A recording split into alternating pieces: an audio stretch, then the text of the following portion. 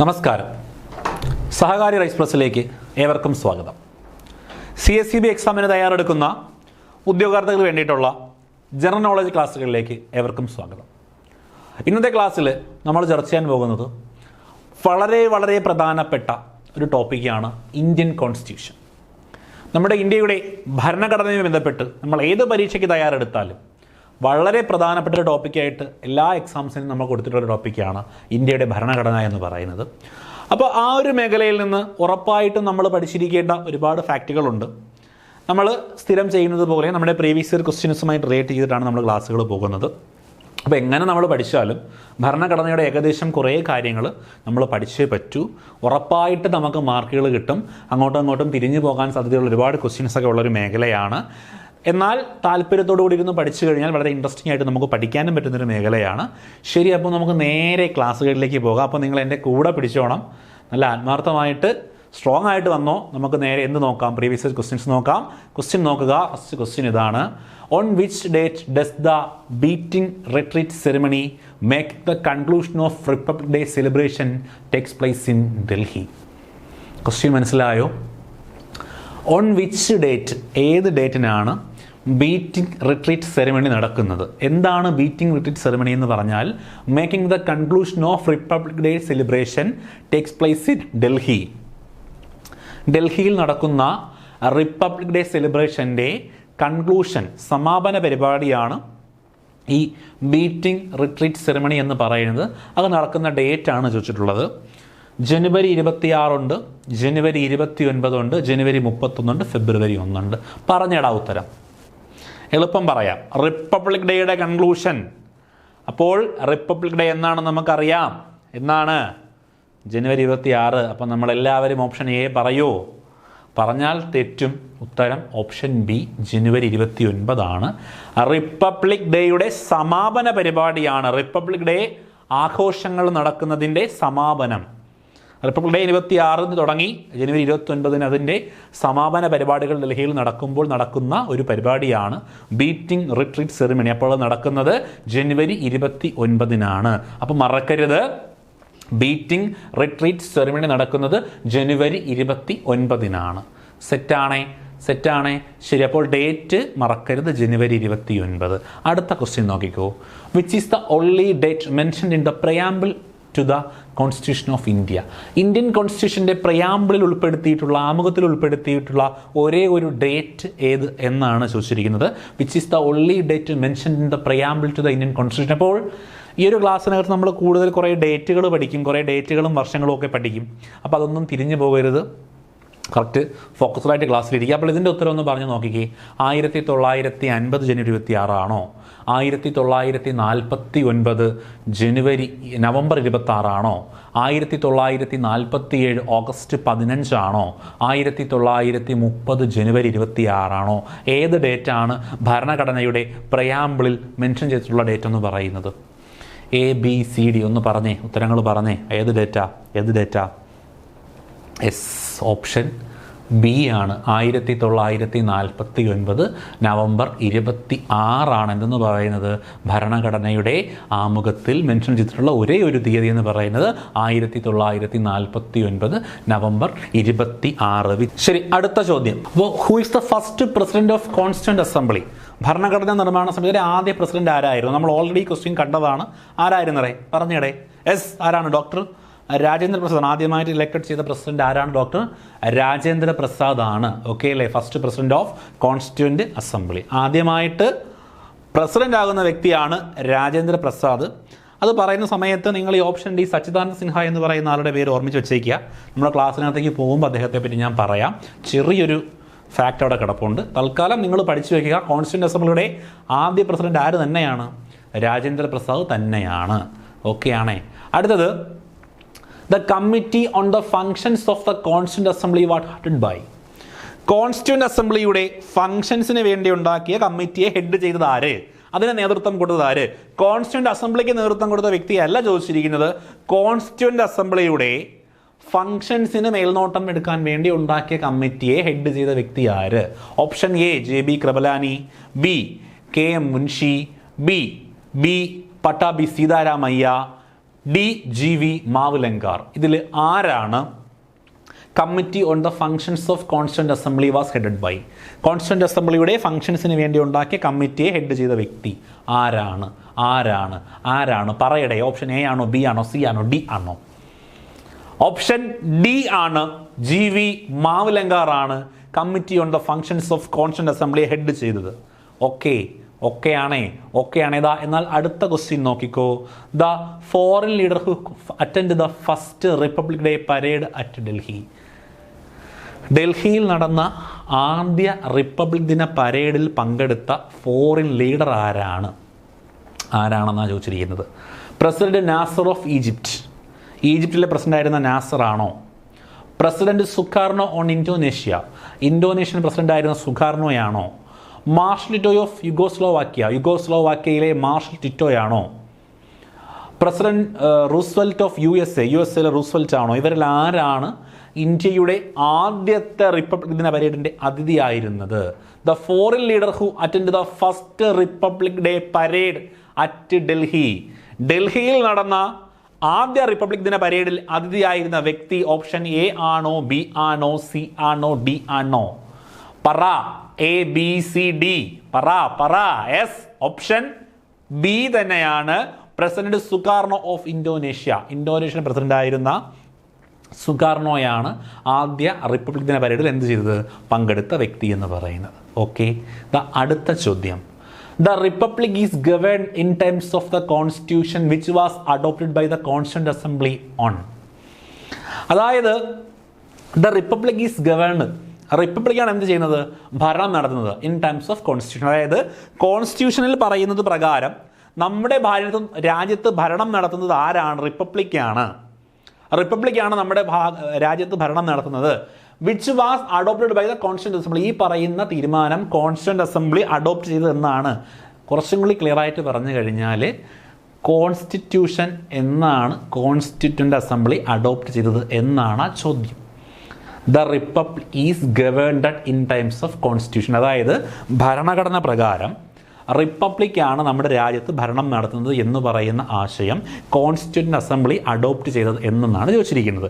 ഭരണഘടന പ്രകാരം പറയുന്ന ഒരു കാര്യം അഡോപ്റ്റ് ചെയ്യുക എന്ന് പറഞ്ഞാൽ ഭരണഘടന അഡോപ്റ്റ് ചെയ്തത് എന്നാണ് ചോദ്യം. ഓക്കെ, ആ ചോദ്യം ഒന്ന് കറക്റ്റ് ചോദിച്ചിരിക്കുന്നതേ ഉള്ളൂ. ശരിക്കും നമ്മൾ പറയേണ്ടത് എന്താണ്? ഭരണഘടനാ നിർമ്മാണ സമിതി കോൺസ്റ്റിറ്റ്യൂന്റ് അസംബ്ലി കോൺസ്റ്റിറ്റ്യൂഷനെ അഡോപ്റ്റ് ചെയ്തത് വർഷം, മാസം, തീയതി. ഇതാണ് ചോദ്യം. ഓക്കെ പറഞ്ഞേ. 1950 ജനുവരി 26, 1948 ജനുവരി 26, 1947 സെപ്റ്റംബർ 26, 1949 നവംബർ 26. അപ്പോൾ ഏതോ 26-ാം തീയതിയാണ് എന്ന് നമുക്ക് മനസ്സിലായി. പറഞ്ഞു നോക്കടാ, ഏത് 26 ആയിരിക്കും? റിപ്പബ്ലിക് ദിനം ജനുവരി 26 അതുകൊണ്ട് 1950 ജനുവരി 26 ആകുമോ എന്നൊക്കെ ചിന്തിച്ച് പറഞ്ഞേ. എ ആണോ, ബി ആണോ, സി ആണോ, ഡി ആണോ? ഉത്തരം ഡി ആണ്. 1949 നവംബർ 26. നിങ്ങൾ കുറച്ച് മുമ്പ് ഒരു ക്വസ്റ്റ്യൻ കണ്ടായിരുന്നു. ഏതായിരുന്നു ആ ക്വസ്റ്റ്യൻ?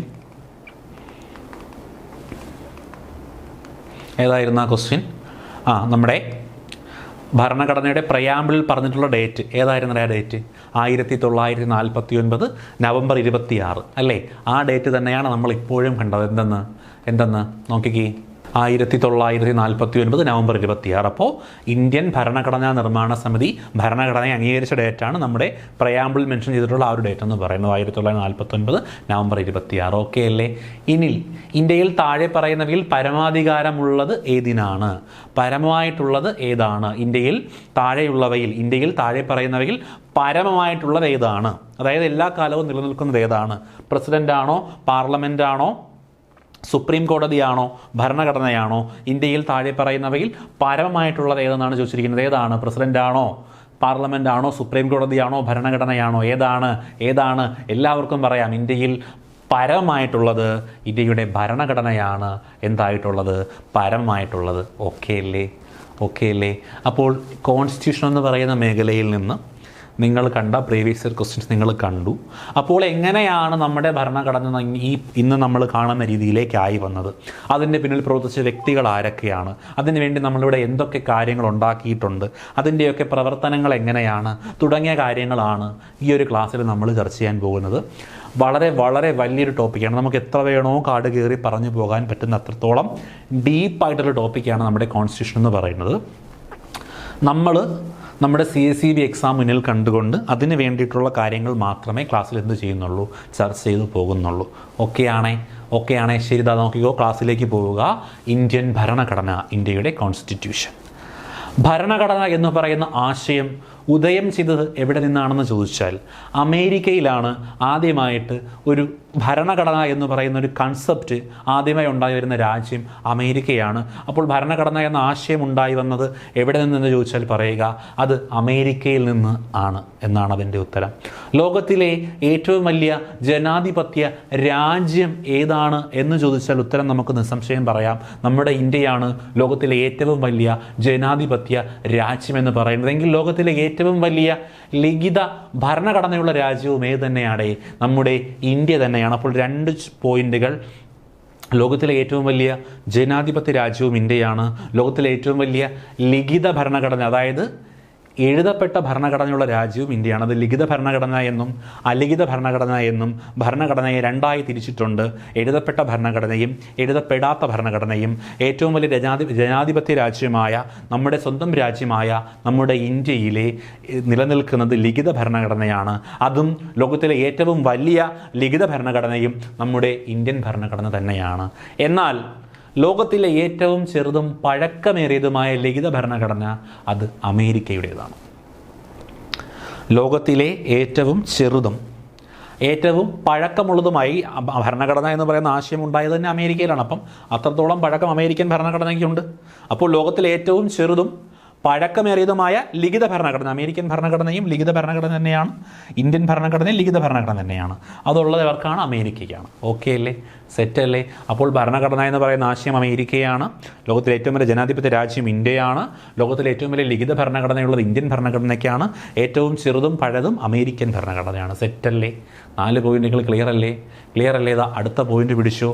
ഇന്ത്യക്ക് ഒരു ഭരണഘടന വേണമെന്ന ആശയം ആദ്യമേ മുന്നോട്ട് വെച്ച വ്യക്തിയാണ് MN റോയി.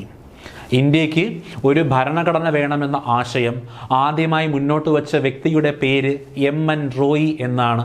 MN റോയി മറക്കരുത്.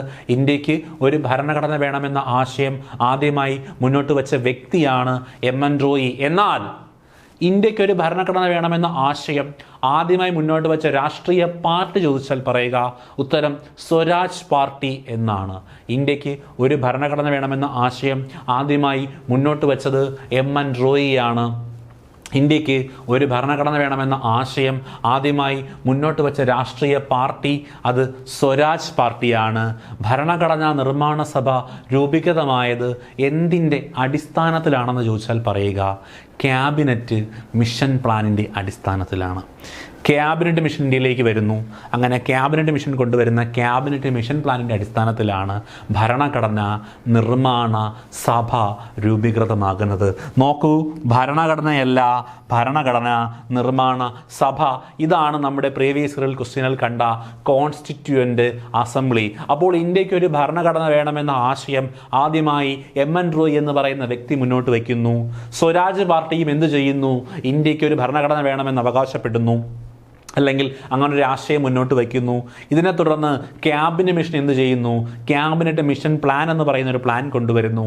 ആ പ്ലാൻ പ്രകാരം ഭരണഘടന രൂപീകരിക്കാൻ വേണ്ടി ഒരു ഭരണഘടനാ നിർമ്മാണ സഭ ഇന്ത്യയിൽ രൂപീകരിക്കപ്പെടുന്നു. ക്ലിയർ ആയേ? ഇനി ഈ ഭരണഘടനാ നിർമ്മാണ സഭ ഇവിടെ എന്തൊക്കെ ചെയ്തു, എങ്ങനെയൊക്കെ പ്രവർത്തിച്ചു തുടങ്ങിയ കാര്യങ്ങളിലേക്ക് നമുക്ക് പോകാം. നോക്കിക്കോളുക.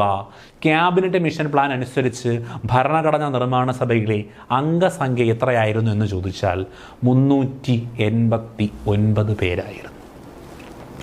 ഭരണഘടനാ നിർമ്മാണ സഭയിലെ അംഗസംഖ്യ 389 പേരാണ്.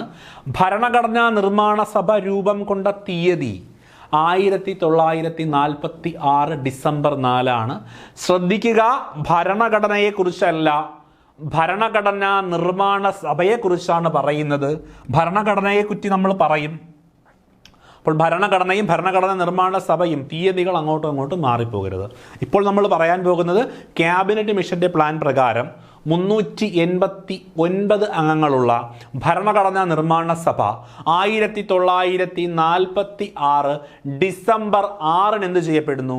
രൂപീകരിക്കപ്പെടുന്നു. മറക്കരുത്, ഭരണഘടനാ നിർമ്മാണ സഭ രൂപം കൊണ്ട തീയതി ഒന്ന് കൂടെ പറ. 1946 ഡിസംബർ 6. ഭരണഘടനാ നിർമ്മാണ സഭയുടെ ആദ്യ സമ്മേളനം നടന്നപ്പോൾ 1946 ഡിസംബർ 6 എന്ത് ചെയ്തു? ഭരണഘടനാ നിർമ്മാണ സഭ രൂപീകരിച്ചു. ഡിസംബർ 6 രൂപീകരിച്ചിട്ട് അവരെന്ത് ചെയ്തു? ഡിസംബർ 9 ആദ്യമായിട്ട് സമ്മേളിച്ചു. ഭരണഘടനാ നിർമ്മാണ സഭയുടെ ആദ്യ സമ്മേളനം വർഷം 46 തന്നെയാണ്. നോക്കുക, ഡിസംബർ 6 രൂപീകരിച്ചു. December 6, December 9 സമ്മേളിച്ചു. ഓക്കെ അല്ലേ? ആദ്യ സമ്മേളനത്തിൻ്റെ താൽക്കാലിക അധ്യക്ഷൻ ഞാൻ പ്രീവിയസ് ഇയർ ക്വസ്റ്റ്യൻ കണ്ടപ്പോൾ പറഞ്ഞായിരുന്നു, സച്ചിദാനന്ദ സിൻഹ എന്ന പേര് ഒന്ന് നോക്കിക്കൊള്ളുക. ഭരണഘടനാ നിർമ്മാണ സഭയുടെ ആദ്യ അധ്യക്ഷൻ എന്ന് ചോദിച്ചാൽ ഉത്തരം രാജേന്ദ്ര പ്രസാദ് തന്നെയാണ്. പക്ഷേ രൂപീകരിക്കുന്ന സമയത്ത് താൽക്കാലികമായി അധ്യക്ഷൻ ഇല്ലാത്തത് കൊണ്ട് അധ്യക്ഷനായി നിയമിച്ച വ്യക്തിയാണ് ഡോക്ടർ സച്ചിദാനന്ദ സിൻഹ. അപ്പോൾ ഭരണഘടനാ നിർമ്മാണ സഭയുടെ താൽക്കാലിക അധ്യക്ഷൻ ആരായിരുന്നു എന്ന് ചോദിച്ചാൽ ഉത്തരം ഡോക്ടർ സച്ചിദാനന്ദ സിൻഹ എന്നായിരുന്നു. 1946 ഡിസംബർ 6 രൂപീകരിച്ചു. ഡിസംബർ 9 സമ്മേളിക്കുമ്പോൾ അധ്യക്ഷനെ തിരഞ്ഞെടുത്തിട്ടില്ല. അപ്പോൾ സച്ചിദാനന്ദ സിൻഹയെ താൽക്കാലിക അധ്യക്ഷനായി നിയമിച്ചു. സഭ ഉണ്ടായിരുന്നത് ഏറ്റവും പ്രായം കൂടിയ വ്യക്തിയായിരുന്നു അദ്ദേഹം. ഓക്കെ എങ്കിൽ ഭരണഘടനാ നിർമ്മാണ സഭയെ ആദ്യമായി അഭിസംബോധന ചെയ്ത വ്യക്തിയുടെ പേര് ചോദിച്ചാൽ പറയുക അത് JB കൃപലാനി എന്നാണ്. ഭരണഘടനാ നിർമ്മാണ സഭയെ ആദ്യമായി അഭിസംബോധന ചെയ്ത വ്യക്തിയാണ് JB കൃപലാനി. പേരുകൾ മറന്നു പോകരുത്, JB കൃപലാനി. അങ്ങനെയാണെങ്കിൽ ഭരണഘടനാ നിർമ്മാണ സഭയുടെ സ്ഥിരം അധ്യക്ഷൻ നമ്മുടെ previous year question doctor Rajendra Prasad. ഭരണഘടനാ നിർമ്മാണ സഭയുടെ സ്ഥിരം അധ്യക്ഷൻ, ഭരണഘടനാ നിർമ്മാണ സഭയുടെ ആദ്യ അധ്യക്ഷൻ, ഭരണഘടനാ നിർമ്മാണ സഭയിൽ ആദ്യമായി തിരഞ്ഞെടുക്കപ്പെട്ട അധ്യക്ഷൻ ഒക്കെ ചോദിച്ചാൽ ഉത്തരം ഡോക്ടർ രാജേന്ദ്ര പ്രസാദാണ്. സച്ചിദാനന്ദ സിൻഹ താൽക്കാലിക അധ്യക്ഷനായിരുന്നു. ആദ്യമായി അഭിസംബോധന ചെയ്ത വ്യക്തിയാണ് JB കൃപലാനി. സെറ്റല്ലേ? ഓക്കെ അല്ലേ? മനസ്സിലായി എന്ന് വിശ്വസിക്കുന്നു. നോക്കുക, തിരഞ്ഞെടുക്കപ്പെട്ട തീയതി 1946 ഡിസംബർ 11 ഡിസംബർ 6 രൂപീകരിക്കുന്നു. ഡിസംബർ 9 ആദ്യ സമ്മേളനം നടക്കുന്നു. ആ സമ്മേളനത്തിൽ അധ്യക്ഷനില്ല. സച്ചിദാനന്ദ സിൻഹ താൽക്കാലിക അധ്യക്ഷനാകുന്നു. JB കൃപലാനി അഭിസംബോധന ചെയ്യുന്നു. ശേഷം ഡിസംബർ 11 ഇലക്ഷനിലൂടെ ആരെ തിരഞ്ഞെടുക്കുന്നു? ഡോക്ടർ രാജേന്ദ്ര പ്രസാദിനെ ഭരണഘടനാ നിർമ്മാണ സഭയുടെ അധ്യക്ഷനായിട്ട് തിരഞ്ഞെടുക്കുന്നു. ഓക്കെ, അങ്ങനെയാണെങ്കിൽ ഭരണഘടനാ നിർമ്മാണ സഭയുടെ ഉപാധ്യക്ഷന്മാർ ആരൊക്കെയായിരുന്നു എന്ന് ചോദിച്ചാൽ പറയുക HC മുഖർജിയും VT കൃഷ്ണമാചാരിയും. അപ്പോൾ ഡോക്ടർ രാജേന്ദ്ര പ്രസാദ് സ്ഥിര അധ്യക്ഷൻ. ഉപാധ്യക്ഷന്മാരായി തിരഞ്ഞെടുക്കപ്പെട്ട വ്യക്തികളാണ് HC മുഖർജിയും VT കൃഷ്ണമാചാരിയും. ആ രണ്ട് പേരുകൾ ഒരിക്കൽ കൂടി പറയുക. പറഞ്ഞേ. HC മുഖർജി. അടുത്ത ആളുടെ പേരും കൂടെ പറഞ്ഞേ, ഉറച്ചു പറഞ്ഞേ. VT കൃഷ്ണമാചാരി ഒരിക്കൽ കൂടെ പറഞ്ഞേ. HC മുഖർജി പറയുന്നുണ്ടോ എല്ലാവരും? VT കൃഷ്ണമാചാരി ആരായിരുന്നു? ഭരണഘടനാ നിർമ്മാണ സഭയുടെ ഉപാധ്യക്ഷന്മാർ. ഞാൻ നേരത്തെ പറഞ്ഞു നമുക്ക് ഒരുപാട് പഠിക്കാനുണ്ട്. ഭരണഘടന ഒരുപാട് പഠിക്കാനുണ്ട്. നമ്മൾ അതിനെ തന്നെ അത്യാവശ്യം ചുരുക്കിയാണ്, ഇമ്പോർട്ടൻറ്റ് പോയിന്റുകൾ മാത്രം വെച്ചിട്ടാണ് ക്ലാസ്സുകൾ പോകുന്നത്. അങ്ങനെയാണെങ്കിൽ കൂടി നമുക്ക് ഒരുപാട് പറയാനുണ്ട്. അതുകൊണ്ട് നമുക്ക് ഒരുപാട് റിപ്പീറ്റ് ചെയ്യാൻ പറ്റത്തില്ല. അപ്പോൾ നിങ്ങൾ എന്ത് ചെയ്യുക? കൂടെ പറഞ്ഞ് പഠിച്ചു പോകണം. ഓക്കെ അല്ലേ? ശരി, ബാക്കി നോക്കാം. നോക്കിക്കോ. ഭരണഘടനാ നിർമ്മാണ സഭയുടെ സെക്രട്ടറി ആരാണെന്ന് ചോദിച്ചാൽ പറയുക അത് HVR അയ്യങ്കാർ ആണ്. ഭരണഘടനാ നിർമ്മാണ സഭയുടെ സെക്രട്ടറി. അധ്യക്ഷനെ പഠിച്ചു, ഉപാധ്യക്ഷന്മാരെ പഠിച്ചു. ഇപ്പോൾ പഠിക്കുന്നത് സെക്രട്ടറി. ഭരണഘടനാ നിർമ്മാണ സഭയുടെ സെക്രട്ടറി ആയിരുന്ന വ്യക്തിയാണ് HVR അയ്യൻകാർ എന്ന് പറയുന്നത്. അങ്ങനെയാണെങ്കിൽ ഭരണഘടനാ നിർമ്മാണ സഭയുടെ നിയമ ഉപദേശകനാരായിരുന്നു എന്ന് ചോദിച്ചാൽ പറയുക BN റാവു ആണ്. ഓക്കെ, അപ്പോൾ നമ്മൾ പഠിച്ച പേരുകൾ ഞാൻ പറയുമ്പോൾ അവരാരൊക്കെ ആയിരുന്നു എന്ന് നിങ്ങൾ പറയണം. ഓക്കെ, പറഞ്ഞേ. സച്ചിദാനന്ദ സിൻഹ ആരായിരുന്നടേ? താൽക്കാലിക അധ്യക്ഷൻ. എന്നാണ് താൽക്കാലിക അധ്യക്ഷനായത്? ഡിസംബർ 9 അല്ലേ? അന്ന് ആദ്യമായിട്ട് അഭിസംബോധന ചെയ്ത വ്യക്തിയുടെ പേരെന്ന് പറഞ്ഞേ. Very good. എന്താ? JB കൃപലാനി തന്നെയാണ്. സ്ഥിര അധ്യക്ഷൻ്റെ പേര് പറഞ്ഞേടാ. സ്ഥിര അധ്യക്ഷൻ ഡോക്ടർ രാജേന്ദ്ര പ്രസാദ്. തിരഞ്ഞെടുക്കപ്പെട്ടത് എന്നായിരുന്നു? ഡിസംബർ 11 അല്ലേ? എങ്കിൽ താൽക്കാലിക അധ്യക്ഷന്മാർ ആരൊക്കെയായിരുന്നു? HC മുഖർജിയും VT കൃഷ്ണമാചാരിയുമായിരുന്നു താൽക്കാലിക അധ്യക്ഷന്മാർ. ഭരണഘടനാ നിർമ്മാണ സഭയുടെ സെക്രട്ടറി ആരായിരുന്നു? സെക്രട്ടറി HVR അയ്യങ്കാർ ആണ് സെക്രട്ടറി എന്ന് പറയുന്നത്. ഭരണഘടനാ നിർമ്മാണ സഭയുടെ ഉപദേശകൻ ആര്? BN റാവു. ഭരണഘടനാ നിർമ്മാണ സഭയുടെ ഉപദേശകൻ BN റാവു ആണ്. സെറ്റല്ലേടെ? എങ്കിൽ ഭരണഘടനാ നിർമ്മാണ സഭയിലെ വനിതകളുടെ എണ്ണം, നമ്മൾ പറഞ്ഞ ഈ ഭരണഘടനാ നിർമ്മാണ സഭയിലെ അംഗങ്ങൾ 389 പേരിൽ എത്ര വനിതകളുണ്ടായിരുന്നു എന്ന് ചോദിച്ചാൽ 17 വനിതകളാണ് ഉണ്ടായിരുന്നത്. ഭരണഘടനാ നിർമ്മാണ സഭയിലെ വനിതകളുടെ എണ്ണം 17 ആണ്. വേറൊരു കാര്യം കൂടെ എൻ്റെ കൂടെ പഠിക്കുക, ഭരണഘടനാ നിർമ്മാണ സഭയിലെ മലയാളി അംഗങ്ങളുടെ എണ്ണം 17 ആണ്. ഭരണഘടനാ നിർമ്മാണ സഭയിൽ 17 വനിതകളും ഉണ്ടായിരുന്നു, 17 മലയാളി അംഗങ്ങളും ഉണ്ടായിരുന്നു. ഓക്കെ, അപ്പോൾ അത് രണ്ടും ഒറ്റ ഉത്തരമാണ്. എന്താണ്? വനിതകളുടെ എണ്ണവും 17, അംഗങ്ങളുടെ എണ്ണവും 17. ഓക്കെ, ഈ 17 വനിതകളും 17 മലയാളികളായിരുന്നു, 17 വനിതകളെന്നല്ല പറഞ്ഞത്. ഏതൊക്കെയോ 17 വനിതകളുണ്ടായിരുന്നു, മലയാളി അംഗങ്ങളുടെ എണ്ണവും 17 ആയിരുന്നു. രണ്ട് വനിതകളുടെയും അംഗങ്ങളുടെയും എണ്ണം 17 ആയിരുന്നു. ഓക്കെ, ഒരേ അംഗങ്ങളല്ല. ഓക്കെ അല്ലേ? എങ്കിൽ ഭരണഘടനാ നിർമ്മാണ സഭയിലെ മലയാളി വനിതകളുടെ എണ്ണം, കൺഫ്യൂഷൻ ആകരുത്, ഭരണഘടനാ നിർമ്മാണ സഭയിൽ ആകെ വനിതകൾ 17, മലയാളി വനിതകളുടെ എണ്ണവും 17. ആ 17 മലയാളി വനിതകളിൽ സ്ത്രീകൾ എത്ര പേർ? ആ 17 മലയാളികളിൽ, 17 മലയാളി വനിതകളല്ല, 17 വനിതകളുടെ എണ്ണം 17, മലയാളി അംഗങ്ങളുടെ എണ്ണം 17. ആ മലയാളി അംഗങ്ങളിൽ എത്ര വനിതകൾ? 3 വനിതകൾ. ആരൊക്കെയാണ് ആ 3 വനിതകളെന്ന് ചോദിച്ചാൽ അമ്മു സ്വാമിനാഥൻ, ദാക്ഷായണി വേലായുധൻ, ആനി മസ്ക്രിൻ. ഭരണഘടനാ നിർമ്മാണ സഭയിലെ മലയാളി വനിതകളുടെ എണ്ണം 3. ആരൊക്കെയായിരുന്നു 3 വനിതകളെന്ന് ചോദിച്ചാൽ അമ്മു സ്വാമിനാഥൻ, ദാക്ഷായണി വേലായുധൻ, ആനി മസ്ക്രിൻ. ഭരണഘടനാ നിർമ്മാണ സഭയിലെ മലയാളികളുടെ എണ്ണം 17. 17 മലയാളികളിൽ 17 മലയാളികൾ, അതിൽ 3 പേർ വനിതകൾ. ആ വനിതകളുടെ പേരാണ് അമ്മു സ്വാമിനാഥൻ, ദാക്ഷായണി വേലായുധൻ, ആനി മസ്ക്രിൻ. ഭരണഘടനയുടെ നക്കൽ തയ്യാറാക്കിയത് ആര് എന്ന് ചോദിച്ചാൽ, നക്കൽ എന്ന് പറഞ്ഞാൽ അതിൻ്റെ പ്രസിദ്ധീകരണ പതിപ്പ് എന്നൊക്കെയാണ് അർത്ഥം. ഓക്കെ, അത് തയ്യാറാക്കിയ വ്യക്തിയാണ് BN റാവു. ഓക്കെ, ഭരണഘടനയുടെ നക്കൽ തയ്യാറാക്കിയ വ്യക്തിയാണ് ആരെന്ന് പറയുന്നത്? BN റാവു എന്ന് പറയുന്നത്. BN റാവു. എങ്കിൽ ഭരണഘടനയുടെ കവർ പേജ് തയ്യാറാക്കിയ വ്യക്തിയാണ് നന്ദലാൽ ബോസ്. ഓക്കെ, ഭരണഘടനയുടെ നക്കൽ തയ്യാറാക്കിയ വ്യക്തി BN റാവു ആണ്. ഭരണഘടനയുടെ കവർ പേജ് തയ്യാറാക്കിയ വ്യക്തിയാണ് നന്ദലാൽ ബോസ്. ഭരണഘടനയുടെ കരട് രൂപീകരണ കമ്മിറ്റിയുടെ അധ്യക്ഷൻ്റെ പേര് ചോദിച്ചാൽ പറയുക ഡോക്ടർ BR അംബേദ്കർ. ഭരണഘടനയുടെ ഒരു കരട് രൂപം തയ്യാറാക്കാൻ വേണ്ടി എന്ത് ചെയ്യുന്നു? ഒരു കമ്മിറ്റിയെ നിയമിക്കുന്നു. ആ കമ്മിറ്റിയുടെ അധ്യക്ഷനാണ് ഡോക്ടർ BR അംബേദ്കർ എന്ന് പറയുന്ന വ്യക്തി. ഓക്കെ, അപ്പോൾ ആരായിരുന്നു BN റാവു? ഭരണഘടനയുടെ നക്കൽ തയ്യാറാക്കിയ വ്യക്തി. ഭരണഘടനയുടെ കവർ പേജ് തയ്യാറാക്കിയത് നന്ദലാൽ ബോസ്. കരട് രൂപീകരണ കമ്മിറ്റിയുടെ അധ്യക്ഷൻ ഡോക്ടർ BR അംബേദ്കർ. ഓക്കെ അല്ലേ? എങ്കിൽ ഭരണഘടനാ നിർമ്മാണ സഭയിൽ തിരിഞ്ഞു പോകാതെ പറയണേ. ആകെ വനിതകളുടെ എണ്ണം പറഞ്ഞേ 17. ആകെ മലയാളികളുടെ എണ്ണം പറഞ്ഞേ, അതും 17. ആ 17 മലയാളികളിൽ എത്ര വനിതകളുണ്ടായിരുന്നു? 3 പേർ. ആരൊക്കെ? അമ്മു സ്വാമിനാഥൻ, ദാക്ഷായണി വേലായുധൻ, ആനി മസ്ക്രിൻ. ഭരണഘടനയുടെ നക്കൽ തയ്യാറാക്കിയത് ആരാടെ? BN റാവു. കവർ പേജ് തയ്യാറാക്കിയത് ആരാ? നന്ദലാൽ ബോസ്. കരട് രൂപീകരണ കമ്മിറ്റിയുടെ അധ്യക്ഷനാണ് ഡോക്ടർ BR അംബേദ്കർ. സെറ്റല്ലേ? ക്ലിയർ ആണോ? ശരി, നോക്കിക്കോളുക.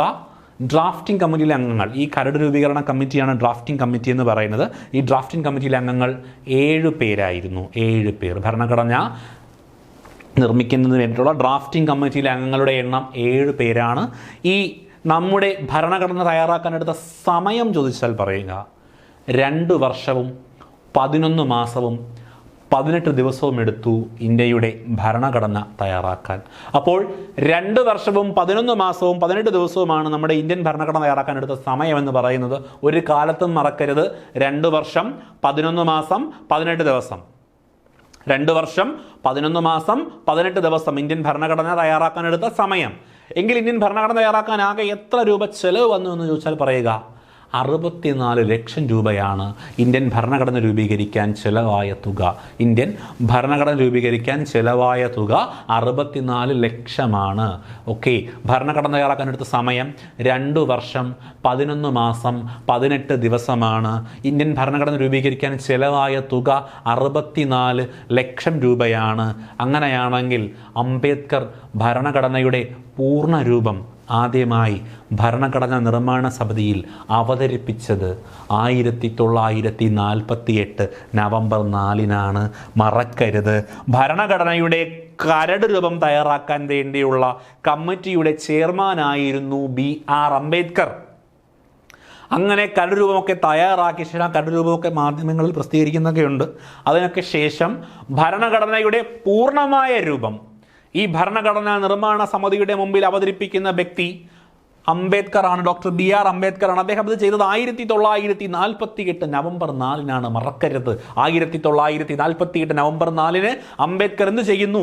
ഭരണഘടനാ നിർമ്മാണ സമിതിയുടെ മുംബൈയിൽ പോലും നിന്ന് എന്ത് ചെയ്യുന്നു? ഭരണഘടനയുടെ പൂർണ്ണ രൂപം ആദ്യമായി അവതരിപ്പിക്കുകയാണ് ചെയ്യുന്നത്. ഓക്കെ അല്ലേ? 64 ലക്ഷം രൂപ ചെലവാക്കിയാണ് നമ്മുടെ ഇന്ത്യൻ ഭരണഘടന തയ്യാറാക്കിയത്. 2 വർഷവും 11 മാസവും 18 ദിവസവുമാണ് എടുത്തത്. ഓക്കെയാണ്. ശരി, ബാക്കി നോക്കുക. ഭരണഘടനാ നിർമ്മാണ സമിതി അംഗീകരിച്ചതെന്ന് ചോദിച്ചാൽ പറയുക 1949 നവംബർ 26. നമ്മുടെ പ്രീവിയസ് ഇയർ ക്വസ്റ്റ്യൻ പല രീതിയിൽ നമ്മളോട് ചോദിച്ച ചോദ്യമാണ്. ഭരണഘടനാ നിർമ്മാണ സമിതി അംഗീകരിച്ചത് 1949 നവംബർ 26-നാണ്. ആദ്യമായി പൂർണ്ണ രൂപം അവതരിപ്പിക്കപ്പെട്ടത് 48 നവംബർ 4-ന്. അതിനുശേഷം 49 നവംബർ 26-നാണ് ഭരണഘടനാ നിർമ്മാണ സമിതി ഭരണഘടനയെ അംഗീകരിക്കുന്നത്. മാറിപ്പോകരുത്, തിരിഞ്ഞു പോകരുത്. ആ ഒരു ഓർഡറിൽ പഠിച്ചു വച്ചേക്കുക. ഓക്കെ. ഈ നവംബർ 26 ഭരണഘടനാ നിർമ്മാണ സമിതി ഭരണഘടനയെ അംഗീകരിച്ച നവംബർ 26-നെ ദേശീയ നിയമദിനം, ഭരണഘടനാ ദിനം എന്നിങ്ങനെയൊക്കെ അറിയപ്പെടുന്നു. ദേശീയ നിയമദിനം, ഭരണഘടനാ ദിനം എന്നിങ്ങനെയൊക്കെ അറിയപ്പെടുന്നു. ഭരണഘടനാ നിർമ്മാണ സഭ അംഗീകരിച്ചത് 49 നവംബർ 26. ആ നവംബർ 26 ദേശീയ നിയമദിനം, ഭരണഘടനാ ദിനം എന്നിങ്ങനെയൊക്കെ അറിയപ്പെടുന്നു. എങ്കിൽ ഭരണഘടനാ നിർമ്മാണ സഭയുടെ അവസാന സമ്മേളനം നടന്നത് 1950 ജനുവരി 24-നാണ്. 49 നവംബർ 26-ന് നമ്മുടെ ഭരണഘടനാ നിർമ്മാണ സമിതി അംഗീകരിക്കുന്നു. 1950 ജനുവരി 24-ന് ഭരണഘടനാ നിർമ്മാണ സഭയുടെ അവസാന സമ്മേളനം നടക്കുന്നു. ഭരണഘടനാ നിർമ്മാണ സഭയിലെ അംഗങ്ങൾ ഭരണഘടനയിൽ ഒപ്പുവെച്ചത് ഈ അവസാന സമ്മേളനത്തിലാണ് എന്ന് 1950 ജനുവരി 24-ന്. ഓക്കെയാണേ, മാറിപ്പോകരുതേ. 49 നവംബർ 26 ഭരണഘടനാ നിർമ്മാണ സമിതി അംഗീകരിക്കുന്നു. അതുകൊണ്ട് നവംബർ 26 ദേശീയ നിയമദിനം, ഭരണഘടനാ ദിനം എന്നിങ്ങനെയൊക്കെ അറിയപ്പെടുന്നു. ഭരണഘടനാ നിർമ്മാണ സഭയുടെ അവസാന സമ്മേളനം 1950 ജനുവരി 24. ആ ജനുവരി 24-ൽ എന്ത് ചെയ്യുന്നു? അതേ ദിവസം ഭരണഘടനാ നിർമ്മാണ സഭയിലെ എല്ലാ അംഗങ്ങളും ഭരണഘടനയിൽ ഒപ്പുവയ്ക്കുന്നു. ഓക്കെ. ആ ഭരണഘടനയിൽ ഒപ്പുവെച്ചതിൽ ആദ്യം ഒപ്പുവെച്ച വ്യക്തി ആര് തന്നെയാണ്? അധ്യക്ഷനായിരുന്ന ഡോക്ടർ രാജേന്ദ്ര പ്രസാദാണ് ആദ്യമായിട്ട് ഭരണഘടനയിൽ ഒപ്പുവെക്കുന്ന ഭരണഘടനാ നിർമ്മാണ സഭയിലെ വ്യക്തി എന്ന് പറയുന്നത്. ശേഷം 1950 ജനുവരി 26-ന് ഇന്ത്യൻ ഭരണഘടന നിലവിൽ വരുന്നു. ഓക്കെ. 1949 നവംബർ 26-ന് ഭരണഘടനാ നിർമ്മാണ സഭ അംഗീകരിക്കപ്പെട്ട ഇന്ത്യയുടെ ഭരണഘടന നിലവിൽ വരുന്നത് തൊട്ടടുത്ത വർഷം ജനുവരി 26-നാണ്. അതുകൊണ്ട് ജനുവരി 26 റിപ്പബ്ലിക് ദിനമായി ആഘോഷിക്കുന്നു. ഓക്കെ. റിപ്പബ്ലിക് ദിനം അപ്പോൾ എന്നാണ്? ജനുവരി 26. എന്നാൽ നിയമദിനവും ഭരണഘടനാ ദിനവും എന്നാണ്? നവംബർ 26. കാരണം മനസ്സിലായല്ലോ? കൺഫ്യൂഷൻ ഇല്ലാണ്ട് ഓർത്തു വയ്ക്കാൻ പറ്റുമല്ലോ? ശരി. ഓക്കെ. റിപ്പബ്ലിക് ദിനം ജനുവരി 26.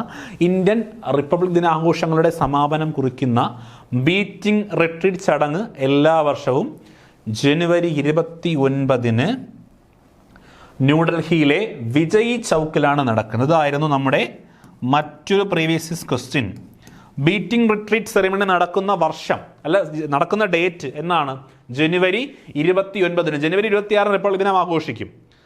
റിപ്പബ്ലിക് ദിനം ആഘോഷിക്കുന്നത് ഡൽഹിയിലെ വിജയ് ചൗക്കിലാണ്. അതിൻ്റെ സമാപന പരിപാടികൾ നടക്കുന്നത് ജനുവരി 29-നാണ്. ആ സമാപന പരിപാടിയിലാണ് എന്ത് നടക്കുന്നത്? ഈ ബീറ്റിംഗ് റിട്രീറ്റ് ചടങ്ങ് നടക്കുന്നത്. ബീറ്റിംഗ് റിട്രീറ്റ് ചടങ്ങ് നടക്കുന്നത് ജനുവരി 29-നാണ്. അപ്പോൾ നമുക്കവിടെ തെറ്റാൻ സാധ്യതയുണ്ട്. കാര്യം റിപ്പബ്ലിക് ദിന പരേഡിൻ്റെ അവസാന സമാപന പരിപാടിയായിട്ടുള്ള ബീറ്റിംഗ് റിട്രീറ്റ് ചടങ്ങ് നടക്കുന്ന ഡേറ്റ് ചോദിച്ചാൽ റിപ്പബ്ലിക് ദിനം ജനുവരി 26 ആയതുകൊണ്ട് നമ്മൾ നേരെ ജനുവരി 26-ലോട്ട് പോകും. അല്ല, ജനുവരി 26 റിപ്പബ്ലിക് ദിനം ആഘോഷിച്ച് തുടങ്ങും. അതിൻ്റെ സമാപന പരിപാടി ഡൽഹിയിൽ നടക്കുന്നത് എന്നാണ്? ജനുവരി 29-നാണ്. അതുകൊണ്ട് ജനുവരി 29-ലാണ് ഇന്ന് നടക്കുന്നത് ബീറ്റിംഗ് റിട്രീറ്റ് ചടങ്ങ് നടക്കുന്ന സ്ഥലം ചോദിച്ചാൽ ന്യൂഡൽഹിയിലെ വിജയ് ചൗക്കിലാണ് നടക്കുന്നത്. വിജയ് ചൗക്ക്, ന്യൂഡൽഹി. ഓക്കെ അല്ലേ? സെറ്റാണോ? കാര്യങ്ങളൊക്കെ ഓർമ്മയുണ്ടേ? റിപ്പബ്ലിക് ദിനം എന്നാണെന്ന് അറിയാം. എന്തുകൊണ്ടാണ് റിപ്പബ്ലിക് ദിനം ആഘോഷിക്കുന്നതെന്നറിയാം. ഭരണഘടനാ നിർമ്മാണ സമിതി ലാസ്റ്റ് സമ്മേളിച്ചത് എന്നാണെന്നറിയാം. അവർ ഒപ്പുവെച്ചത് എന്നാണെന്നറിയാം. അവരെന്നാണ് ഭരണഘടനയെ അംഗീകരിച്ചതെന്നറിയാം. ആ ദിവസം നമ്മൾ ദേശീയ നിയമദിനമായിട്ടും ഭരണഘടനാ ദിനമായിട്ടും ആഘോഷിക്കുമെന്നറിയാം. ഓക്കെ അല്ലേ? കൺഫ്യൂഷനൊന്നും ഇല്ലല്ലോ? ശരി, നോക്കിക്കൊള്ളുക. ഇന്ത്യൻ ഭരണഘടന നിലവിൽ വരുമ്പോൾ 395 അനുച്ഛേദങ്ങളും 8 പട്ടികകളും 22 ഭാഗങ്ങളുമാണ് ഉണ്ടായിരുന്നത്.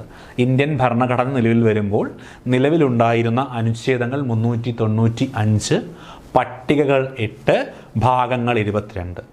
നിലവിൽ അനുച്ഛേദങ്ങൾ ഏകദേശം 470ഓളം അനുച്ഛേദങ്ങളും 12 പട്ടികകളും 25 ഭാഗങ്ങളും. ഈ അനുച്ഛേദങ്ങളുടെ എണ്ണം മാറിക്കൊണ്ടിരിക്കും കേട്ടോ. പുതിയ നിയമങ്ങൾ വരുന്നതനുസരിച്ച് അല്ലെങ്കിൽ ഏതെങ്കിലുമൊക്കെ നിയമങ്ങൾ ഭേദഗതി ചെയ്യുന്നതനുസരിച്ച്, നീക്കം ചെയ്യുന്നതനുസരിച്ച് അനുച്ഛേദങ്ങളുടെ എണ്ണം മാറിക്കൊണ്ടിരിക്കും.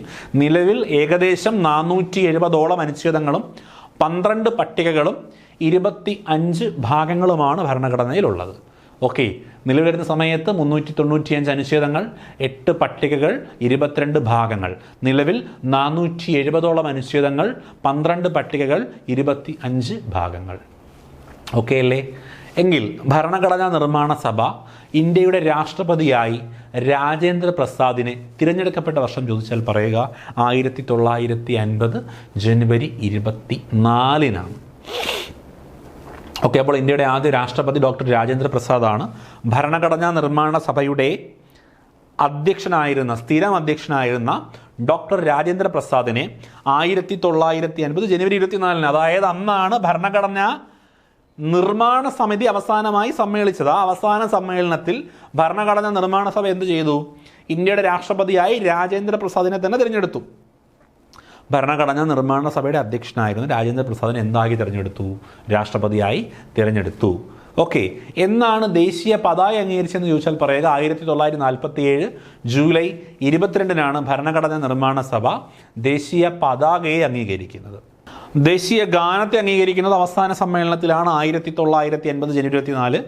ദേശീയ ഗീതത്തെ അംഗീകരിക്കുന്നതും 1950 ജനുവരി 24. അപ്പോൾ 1950 ജനുവരി 24 അവസാന സമ്മേളനം.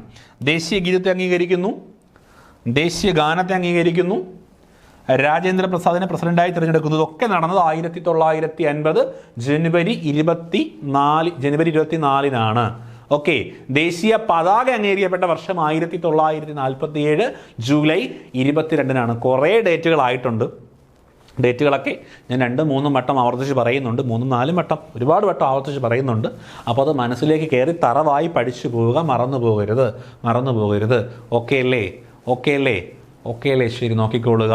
ഇന്ത്യൻ ഭരണഘടനയുടെ സ്വഭാവം ചോദിച്ചാൽ പറയുക ഇന്ത്യൻ ഭരണഘടന കോസി ഫെഡറൽ ഭരണഘടനയാണ് ഇന്ത്യയുടെ ഭരണഘടന എന്ന് പറയുന്നത്. ഇന്ത്യൻ ഭരണഘടനയ്ക്ക് ഒരു ആമുഖമുണ്ട്. ആമുഖത്തെ പറ്റിയൊക്കെ നമുക്ക് വിശദമായി പഠിക്കാം. ഈ ആമുഖം ഇന്ത്യൻ ഭരണഘടനയുടെ ഭാഗമാണ് എന്ന് സുപ്രീം കോടതി പ്രസ്താവിച്ച കേസ് ചോദിച്ചാൽ പറയുക അത് കേശവാനന്ദ ഭാരതി കേസാണ്. ഓക്കെ, നല്ലൊരു ചോദ്യമാണ്. ആമുഖം ഇന്ത്യൻ ഭരണഘടനയുടെ ഭാഗമാണ് എന്ന് സുപ്രീം കോടതി പ്രസ്താവിച്ചത് ഏത് കേസിലാണ് എന്ന് ചോദിച്ചാൽ പറയുക അത് കേശവാനന്ദ ഭാരതി കേസാണ്.